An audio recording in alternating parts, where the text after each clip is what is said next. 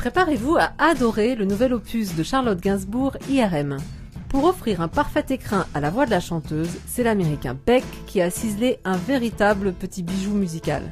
Racontez-nous Charlotte, où s'arrêtent vos influences et où démarrent celles de Beck? Moi je les compte sur les doigts de la main, ce que j'ai apporté. Et lui s'est servi j'imagine, le plus possible de ce que je pouvais amener comme bagage pour partir après dans d'autres directions, enfin, ou en gardant cette direction mais en amenant tellement d'autres choses. Mais le côté Frenchy, c'est vous, non? Ce qui est marrant, c'est que lui, c'est presque lui qui m'a fait, enfin, qui voulait que je revendique mon côté français.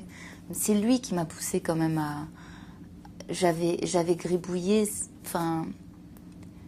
J'avais pioché dans le livre d'Apollinaire des poèmes, mais c'est lui qui m'a poussé à les dire. Et puis à traduire ce qu'il écrivait sur l'autre chanson qui s'appelle Voyage. Tout ce qu'il écrivait en anglais, il voulait que je le traduise en français. Il aimait m'entendre parler français. Il a, lui, un vrai amour pour la culture française et le langage. Et c'est drôle qu'il ait eu